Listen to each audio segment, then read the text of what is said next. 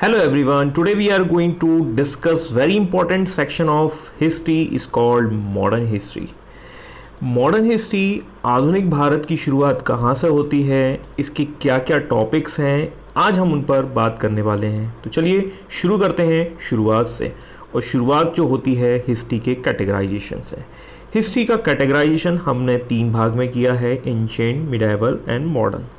Ancient 2350 ईसा पूर्व से 700 AD या सीई तक जाएगा।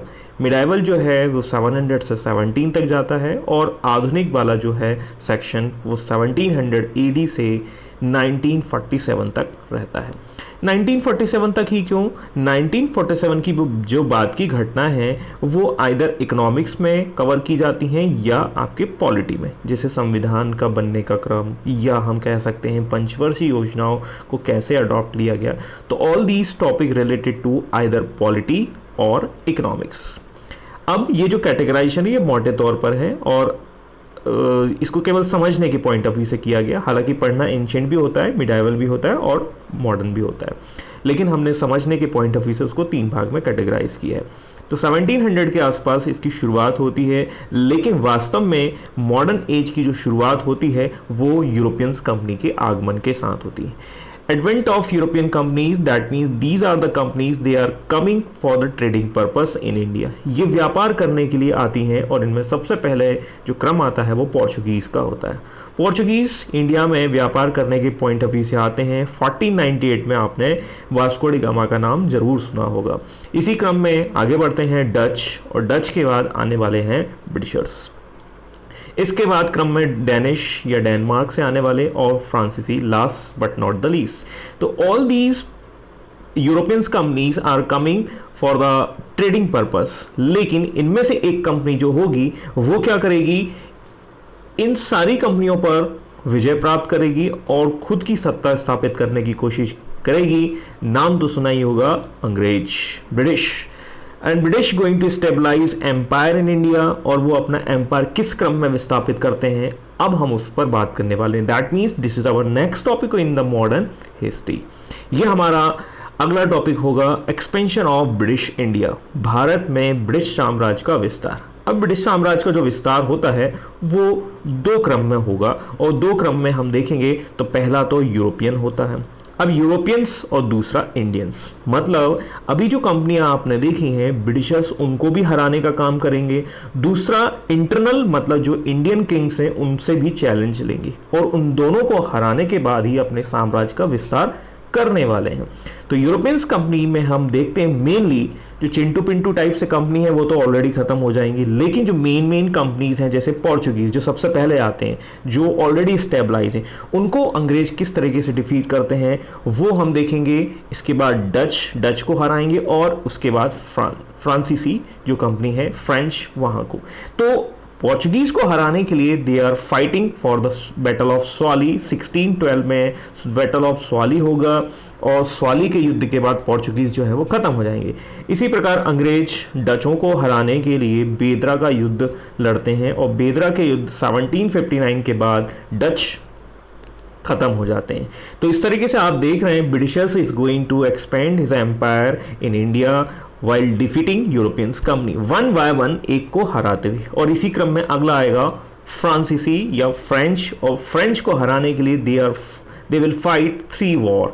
वो 3 वॉर यहाँ पर लड़ने वाले हैं और जिनको हिस्ट्री में नाम दिया गया है कार्नाटिक वॉर, करेक्ट है। तो ये कार्नाटिक वॉर के नाम से इनको जाना जाता है। अभी इसी क्रम में हम आगे बढ़ेंगे और ब्रिटिशर्स भारतीयों को भी हराते हैं। देखिए ये केवल एक फ्लो चार्ट से जस्ट फॉर अंडरस्टैंडिंग, लेकिन ऐसा क्रम हमेशा ऐसा नहीं होता कि पहले पोर्चुगीज को हराया, डच को हराया, फ्रेंच को हराया, फिर हम इंडियंस को हराएंगे। दैट इज साइमल्टेनियसली प्रोसेस, ये एक साथ चलती रहती है, एक लगातार चलने वाला क्रम है। और इसी क्रम में हम देखते हैं सबसे पहले ब्रिटिशर्स जो जाएंगे वो हैं बंगाल की ओर। अंग्रेज यहाँ पर बंगाल के साम्राज्य या बंगाल के जो नवाब हैं उनको इम्पैक्ट करते हैं बैटल ऑफ प्लासी के द्वारा। समय है 1757। यहीं से शुरुआत मानी जाती है ब्रिटिश साम्राज्य की और ये बंगाल का एरिया होता है। ब्रिटिशर्स यहाँ नहीं रुकते हैं और वो अपने एम्पायर को एक्सपेंड करते हैं। मैं भी यहाँ नहीं रुकता हूँ और वैसे ही अगले जो बैटल की ओर जाते हैं वो है 1764। अब 1764 बैटल किसके अगेंस्ट में लड़ा गया? तो बंगाल का जो एम्पायर है उसको हराने के लिए इन्होंने या उसको इम्पैक्ट करने के लिए प्लासी किया। वैसे ही बक्सर के युद्ध में 3 पार्टीज को ये इम्पैक्ट करने वाले हैं। एक तो बंगाल जो बचा कुचा था वो भी बेसिकली यहाँ पर बक्सर में आ जाएगा, दूसरा अवध, और तीसरा है जो हमारे केंद्र की सत्ता में है मुगल्स। और मुगलों का पतन भी यहीं पर दौर शुरू हो रहा है और यही क्रम जो है वो चलता रहता है। तो बंगाल, अवध और मुगल्स के अगेंस्ट में ये बैटल ऑफ बक्सर 1764 में करते हैं। इसी क्रम में और इंडियन रूलर्स को देख लेते हैं। मैसूर के बाद हम मराठास, और मराठास के बाद पंजाब। तो all these Indian rulers defeated by the British empire, और जितना बड़ा एम्पायर उतने ही बड़े हम कह सकते हैं या उतने ज़्यादा बैटल उनको लड़ने पड़ते हैं। जैसे हम मैसूर, तो मैसूर एक बहुत ही ज़्यादा स्ट्रॉन्ग एम्पायर होता है, उसको हराने के लिए 4 बैटल ये करते हैं। वैसे ही मराठास को हराने के लिए 3 बैटल और पंजाब को हराने के लिए 2 बैटल। तो this is very important sections जो मैंने क्रम बनाने की कोशिश की है, और अपने साम्राज्य का विस्तार अंग्रेजों ने कर लिया। अब देखिए यहाँ हमारा एक बहुत सिंपल समझने की कोशिश करते हैं। जब साम्राज्य का विस्तार हो चुका है, ये विस्तार भी चलता रहता है। अब विस्तार करने के साथ साथ अंग्रेज जो पहले आए थे ट्रेडर्स के रूप में, लेकिन उसके बाद क्या कर रहे हैं, वो अपने साम्राज्य का विस्तार कर रहे हैं। अब जब साम्राज्य का विस्तार करेंगे तो कुछ ना कुछ तो आपको बेसिकली नया प्रभाव छोड़ेंगे, और ये प्रभाव जो है वो हम यहाँ देखने वाले हैं किस क्रम में। This is called the economical impact. हालांकि अंग्रेजों का या ब्रिटिशर्स का प्रभाव ना केवल इकोनॉमी पर पड़ेगा बल्कि सोसाइटी, समाज सभी पर पड़ता है, लेकिन इस प्रभाव को हम समझने के लिए कुछ इस प्रकार से देखेंगे। That means the impact of British colonialism, British उपनिवेशवाद के प्रभाव।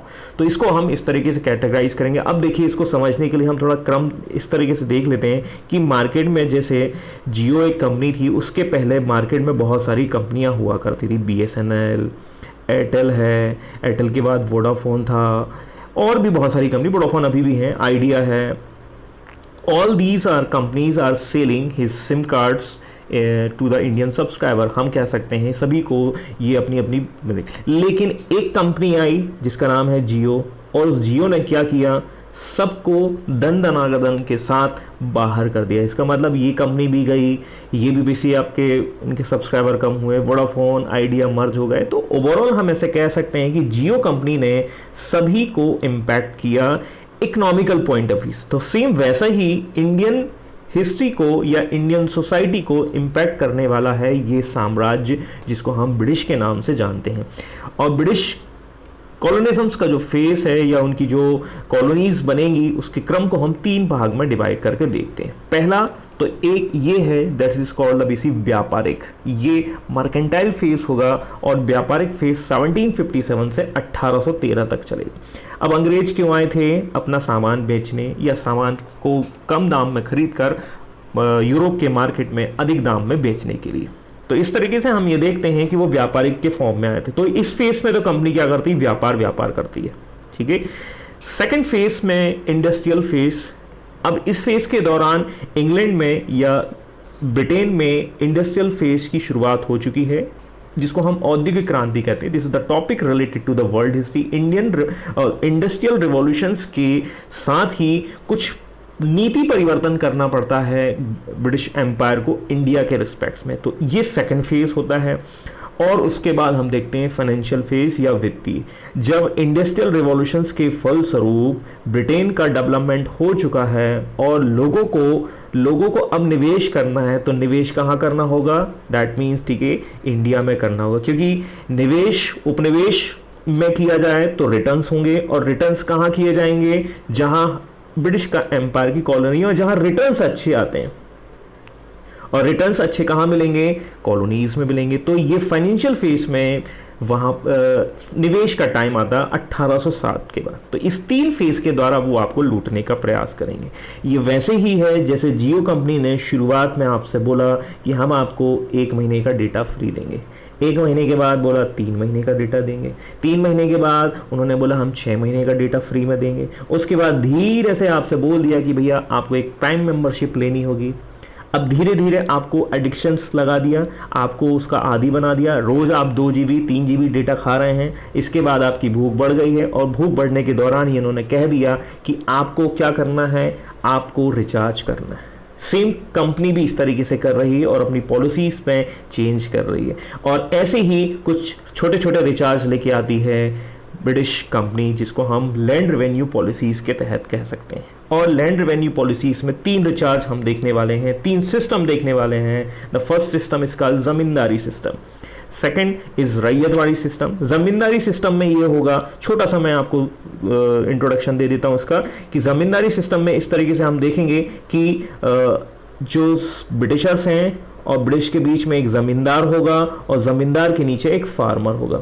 तो फार्मर अपना जो लगान है वो ज़मींदार को देगा और ज़मींदार ब्रिटिशर्स कंपनी को देगा। तो इस तरीके से कुछ व्यवस्थाएं की जाती हैं, स्थायी बंदोबस्त भी कहा जाता है इसको। इसके बाद आता है रैयतवाड़ी सिस्टम। रैयतवाड़ी सिस्टम में ब्रिटिश जो है डायरेक्ट फार्मर से लगान वसूलती है।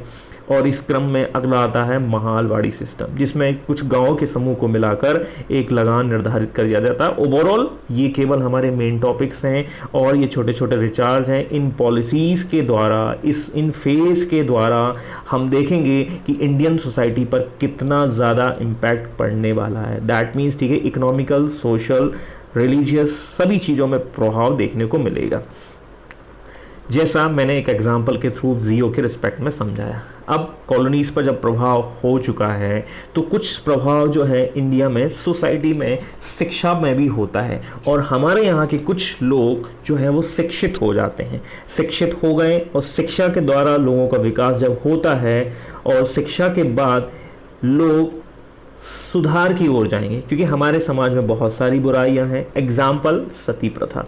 अब सती प्रथा के द्वारा हम देखते हैं कि सती प्रथा एक ऐसी प्रथा है जो मध्यकाल में आ जाती है, मिडाइवल एज में आ जाती है। तो समाज को सुधारने के काम होते हैं। क्यों? क्योंकि ब्रिटिश कॉलोनीज के द्वारा एजुकेशन भी डेवलपमेंट होता है। अब ये एजुकेशन डेवलपमेंट इसलिए नहीं कर रहे हैं ताकि आपको पढ़ाया जाए और पढ़ाने के बाद भारत का सुधार करेंगे। ये केवल अपने फायदे के लिए शिक्षा की नीति लेके आते हैं, क्योंकि जब तक शिक्षित लोग नहीं होंगे तब तक शिक्षित ऑफिसर कैसे तैयार होंगे, और शिक्षित ऑफिसर तैयार नहीं होंगे तो हम साम्राज्य कैसे विस्तार करेंगे। केवल इस वजह से शिक्षा लेके आते हैं। लेकिन उस शिक्षा का प्रभाव ये भी होता है कि भारत में कुछ सोसाइटी में रिफॉर्म्स होने शुरू हो जाते हैं, और ये रिफॉर्म्स को हम 2 कैटेगराइज में समझ सकते हैं। एक तो होंगे परंपरावादी और एक होंगे परिवर्तनवादी। परंपरावादी में एक नाम आता है, the name is Dayanand Saraswati, और एक होते हैं राजा राम मोहन राय। राजा राम मोहन राय को ही समाज सुधार या कह सकते हैं भारत में पुनर्जागरण का पितामह कहा जाता है, जनक कहा जाता है, और इन्हीं से शुरुआत होती है। लेकिन इनको हमने रखा है एक कैटेगरी में जिसको हमने कहा बस वाला, और इसको कहा है ट्रेन वाला। अब ट्रेन वाला बस वाला मैंने केवल समझाने के पॉइंट ऑफ व्यू से रखा है, लेकिन ये ऐसा कुछ नहीं है कि ट्रेन चलाते हैं, ये बस चलाते हैं। इसको हम समझने के लिए किस तरीके से देखते हैं कि यदि आप लेट सपोज भोपाल में हैं और आपको दिल्ली में जाना है तो रास्ते 2 हो सकते हैं, एक तो ट्रेन से हो सकता है और एक बस से हो सकता है। तो भोपाल से दिल्ली जाने के 2 रास्ते हैं। ट्रेन हमेशा अपने ट्रैक पर ही चलती है, वो ट्रैक से बाहर नहीं जाती। तो ये विचारधारा है दयानंद सरस्वती की, ट्रेन वाला। और बस को जहाँ मार्ग मिलता है, जहाँ रास्ता मिलता है, जिस तरीके से मिलता है वो वहाँ से मूव हो जाती। ओवरऑल हमें केवल इतना समझना है कि जो समाज सुधार दोनों का उद्देश्य है, दयानंद सरस्वती जी का भी, राजा राम मोहन राय का भी, लेकिन तरीके अलग अलग हैं। तरीके क्या हैं? दयानंद सरस्वती का तरीका है परंपरा पर चलना, और परंपरा कहाँ मिलेगी? वेद में मिलेगी। तो वेद को लेकर ही ये कहते हैं वेदों की ओर लौटो। राजा राम मोहन राय थोड़े से परिवर्तनवादी होते हैं, वो ये कहते हैं नहीं, समाज को सुधारना तो है लेकिन इसमें थोड़ा सा भी मिक्सअप कर दो। थोड़ा सा मिक्सअप किसका कर दो? हम कह सकते हैं वेस्टर्न कल्चर का कर दो। इसीलिए अंग्रेजी को सपोर्ट करते हैं, ये बिल्कुल सपोर्ट नहीं करते अंग्रेजी को। तो इनकी विचारधाराओं में परिवर्तन हो सकता है, लेकिन इनका ऑब्जेक्ट केवल और केवल समाज को सुधारना ही था। तो ये मैंने 2 कैटेगराइजेशन और भी हैं इसमें, लेकिन हम इनको 2 मोटे तौर पर देखते हैं। अब जब समाज सुधर गया, अब आपको समझ में आ चुका है कि भाई कि ये जो सोसाइटी है उसमें बहुत सारे चेंजेस हम देखने वाले हैं या बहुत सारी चीज़ें होने वाली हैं। तो समाज जब सुधर जाता है, समाज सुधरने के बाद ही यूनाइटेड होता है, मतलब वो यूनिटी की ओर जाएगा, एकता की ओर जाएगा, और एकता की ओर जाने के बाद ही लोगों को रियलाइज़ होगा कि ये जो कंपनी आई है वो आपको लूटने का काम कर रही है। यहाँ मैंने केवल जियो का उदाहरण लिया है, लेकिन वो कंपनी कौन सी थी? ब्रिटिशर्स। तो लोग रियलाइज़ होंगे और वो सोचेंगे कि हमें अब इस रिचार्ज से मुक्ति चाहिए। यदि मान के चलिए जियो कंपनी ने आपको एक दिन बोल दिया कि आपको एक महीने का रिचार्ज 5,000 का कराना है, तो आप क्या करने वाले हैं? आप पिछली इस फ्रीडम स्ट्रगल की ओर जाएंगे, शायद आप क्रांति कर देंगे। और फ्रीडम स्ट्रगल में हमारा पहला सेक्शन जो होता है वो यही होता है, 1857। जैसा आपको सबको पता है कि भारत ने आज़ादी के लिए संघर्ष किया और 1857 का रिवॉल्ट भी हुआ। रिवॉल्ट सक्सेस नहीं हुआ। जब नहीं हुआ है तो एक नई संस्था आएगी जिसका नाम है Indian National Congress, the party of Rahul Gandhi ji. ठीक है, राहुल गांधी जी की जो पार्टी की जो नींव रखी जाती है 1885 में रखी जाती है, लेकिन भारत को आज़ादी कब मिलने वाली है? 1947 में। तो इसका एक क्रम हम देखने वाले हैं और इस क्रम को समझने के लिए हम इसको सेक्शंस में डिवाइड कर इंडियन नेशनल कांग्रेस के फेसेस को भी हम फर्दर डिवाइड करके पढ़ने वाले हैं या समझने वाले हैं। फर्स्ट स्टेज इस मॉडरेट उदारवाद और अगला जो होगा अतिवाद का चरण होगा। ये 1885 से शुरू होकर 1905 तक जाएगा। 1905 से 1919 तक सेकंड फेज शुरू हो जाएगा। इसको समझने के लिए हम एक एग्जांपल ले लेते हैं। लेट सपोज दो फ्रेंड हैं ए और बी। बी को हम मान लेते हैं ब्रिटिश और ए को हम मान लेते हैं इंडियन। करेक्ट है। अब ए ने बी को कुछ पैसे उधार दिए, चूंकि इनके बीच में फ्रेंडशिप है, और वो फ्रेंडशिप के रूप में 10,000 रुपए जो है ब्रिटिशर्स को दे देते हैं। अब ब्रिटिशर्स की रिस्पॉन्सिबिलिटी बनती है कि वो अपने पैसे रिटर्न करें, किसको? अपने फ्रेंड्स को। और अपने फ्रेंड को रिटर्न करने के बाद की मतलब यहाँ हम समझ लेते हैं कि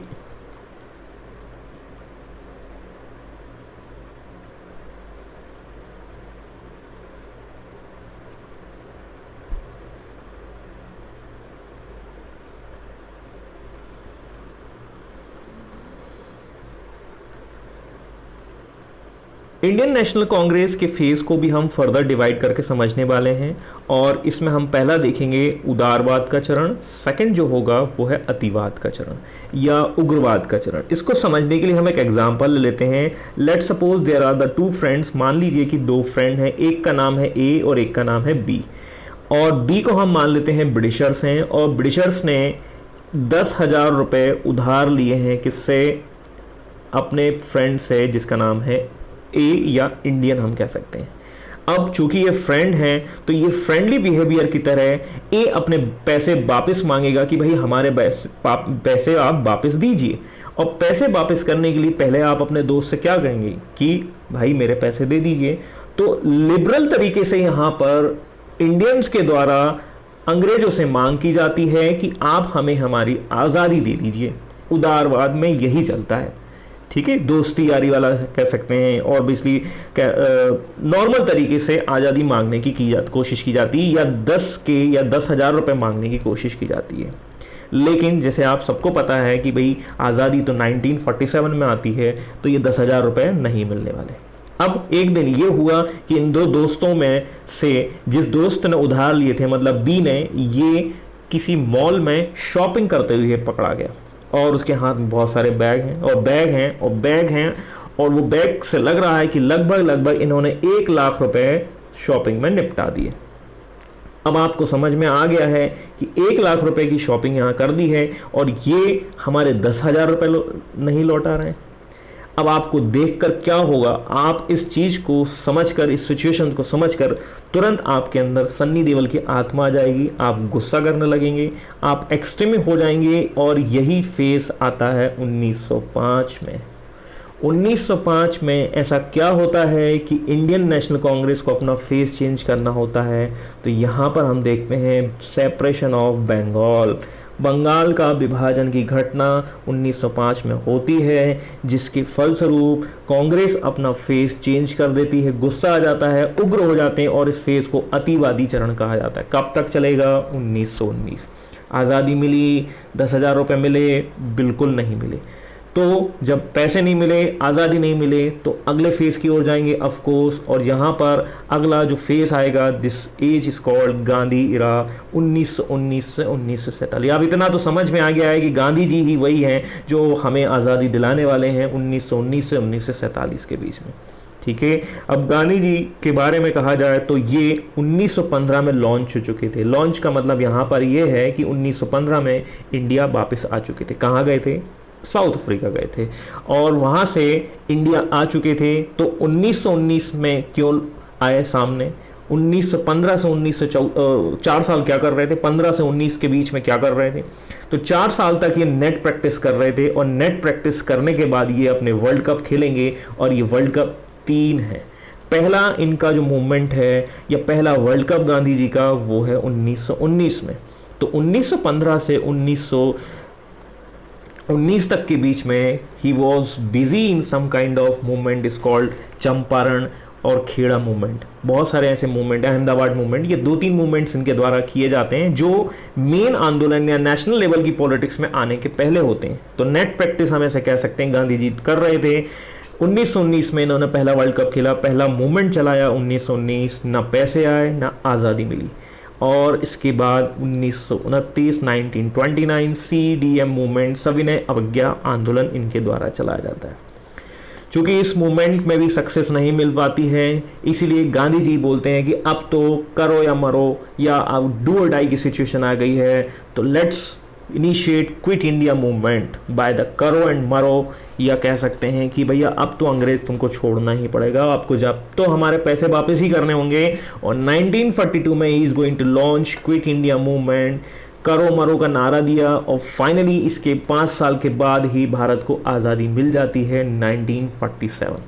तो this is the whole syllabus of modern history, उसी को मैंने यहाँ डिस्कस किया है। आई होप आपने वीडियो एंजॉय किया होगा। एंजॉय किया है तो आप ताली बजाकर हमें सूचित कर सकते हैं। सूचित कहाँ करेंगे? कमेंट बॉक्स में करेंगे। लाइक करें, शेयर करें। धन्यवाद। जय हिंद।